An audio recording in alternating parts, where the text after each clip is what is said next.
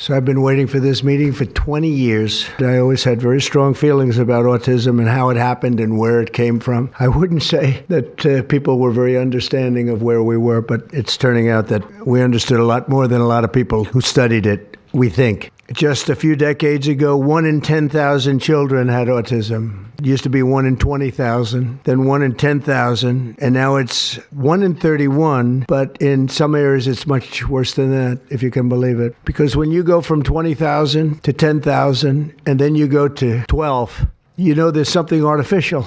They're taking something. And by the way, I think I can say that there are certain groups of people that don't take vaccines and don't take any pills that have no autism, Does that tell you something? That's currently, is that a correct statement, by the way? The Amish, yeah, virtually, I heard none. See, Bobby wants to be very careful with what he says, and he should, but I'm not so careful with what I say. But you have certain groups, the Amish as an example, they have essentially no autism. Effective immediately, the FDA will be notifying physicians that the use of let's see how we say that. Acetaminophen. Is that okay?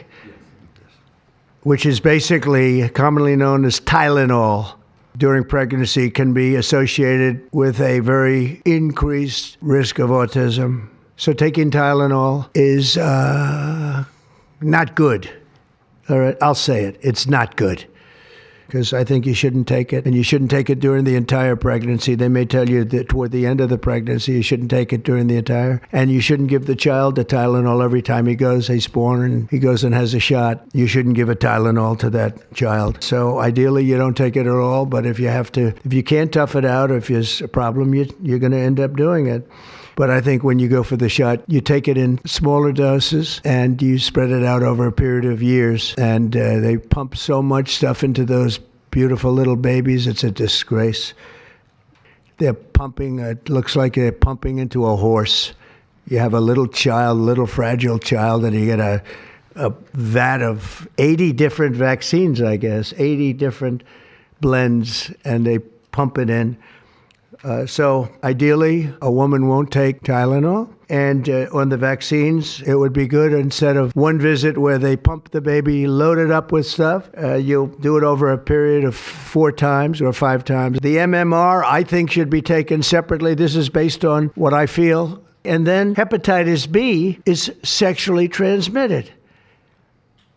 There's no reason to give a baby that's almost just born hepatitis B. I would say wait till the baby is 12 years old.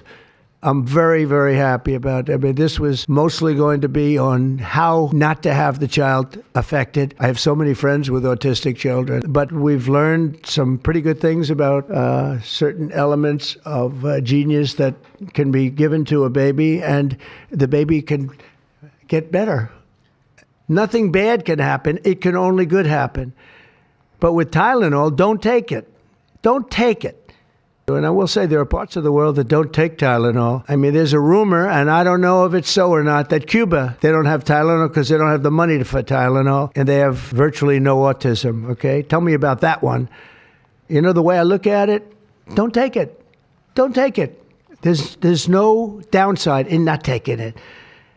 Today, the FDA will issue a physician's notice about the risk of acetaminophen during pregnancy and begin the process to initiate a safety label change. HHS will launch a nationwide public service campaign to inform families and protect public health. One area that we are closely examining, as the president mentioned, is vaccines. Some 40 to 70% of mothers who have children with autism believe that their child was injured by a vaccine. Some of our friends like to say that we should believe all women. Some of these same people have been silencing and demonizing these mothers for 3 decades. Oh, brother, this guy stinks! There is a causal relationship between prenatal acetaminophen use and neurodevelopmental disorders of ADHD and autism spectrum disorder. When my wife was pregnant and delivered our son a few months ago, they pushed her to take acetaminophen for a low-grade fever. She said no, and then they looked to me and I said, absolutely no. Today, the FDA is filing a Federal Register notice to change the label on an exciting treatment called prescription leucovorin. The FDA, based on NIH research, is approving prescription leucovorin for treatment of autistic children. Over half of American children are covered by Medicaid and CHIP, government health insurance. And therefore, because they're covered in Medicaid and CHIP, upon this label change, state Medicaid programs in partnership with CMS will cover prescription leucovorin around the country. And I just recommend strongly that you don't use Tylenol, but there's a very strong recommendation, maybe stronger from me than from the group, because they're waiting for certain studies. I just want to say it like it is. Don't take Tylenol. Don't take it. Fight like hell not to take it. There may be a point where you have to, and that you have to work out with yourself. So don't take Tylenol. Other things that we recommend, or certainly I do anyway, is don't let them pump your baby up with the largest pile of stuff you've ever seen in your life going into the delicate little body of a baby, because it's too much liquid. Too many different things are going into that baby at too big a number. The size of this thing, when you look at it, it's like 80 different vaccines and beyond vaccines, and 80. I had a woman who worked for me, a beautiful, wonderful woman, worked in Trump Tower, and she had the most perfect child. Beautiful. Just perfect. And I remember this little blonde-haired boy running around the lobby of Trump Tower, so healthy and so vibrant.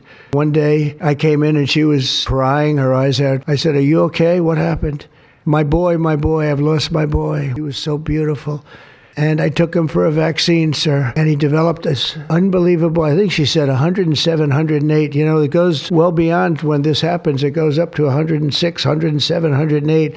You know, we hear 105 and you're in trouble, but it just goes up to a level that you never hear about, but it goes up very high. It's fried. They get fried. She said, I took him. He developed an unbelievable temperature. And I've lost him, sir. He's gone. That was the following day after the vaccine. So don't take Tylenol. Don't give Tylenol to the baby. Don't take Tylenol. There's no downside. Don't take it. You'll be uncomfortable. It won't be as easy, maybe, but don't take it. And you know, we have something else called favored nations, where I'm going to be reducing drug prices by 1,000%, by 900, 600, 500, 1,200. We're going to be reducing drug prices at levels never seen. It's called favored nations. We're going to be paying. And I was so proud. I called a news conference. I said, you know, drug prices have gone down. First time it's happened in 28 years. You know what it was? 1/4%. I was so proud. Now we're going to have them go down from $100 a pill to $9 a pill. From $1,300 for a shot of like an Ozempic or I call it the fat pill or the fat drug. Sometimes it works, I guess, for people. The ones I've seen, it hasn't worked so well. I got a lot of friends, they're fat. And they said, yeah, I lost some weight. I said, you don't look it to me. But they paid $1,300, $1,200, and they go to London and they pay $88. And they call me, they go, what's this all about? And how big is that? But to me, that's nothing compared to autism. I see that gorgeous boy. I have a big present for him in the back. You know, you bring him back. We're going to bring him into the Oval Office. I have the best present he's ever going to get, okay? A big one. I saved it for you, okay? Because I heard you were coming. Look how beautiful he is. Why do you think we haven't heard more previously about the tie to autism and acetaminophen? Nobody knows. I don't know. Not only that, when you say it, you get attacked. You get attacked. I don't know. The medical community, the drug companies, doctors, I don't know what it is. How much of this is causation of acetaminophen and how much is sort of better diagnosis, doctors, researchers having a better understanding of what is on the autism spectrum? If it were better recognition or diagnosis, you'd see it in 70-year-old men. I've never seen this happening in people my age. I've never seen a case of full-blown autism. And that means head banging, stimming, toe walking, nonverbal, non-toilet trained. I've never in my life seen a 70-year-old man who looks like that. I'm not a doctor, but I'm giving my opinion. Yeah, Brian. Medical professionals have warned for decades. I said, no, not you. You're CNN. You're fake news. Go ahead, Brian. Thank you, Mr. President. I want to go back to the Amish community, if I can, just for a second. I recently saw a man from Minnesota, an Amish man from Minnesota, on a podcast, And the host asked him what the rates were for like ADHD and autism. What are they doing? It doesn't exist with the Amish community, and they don't take all of this junk.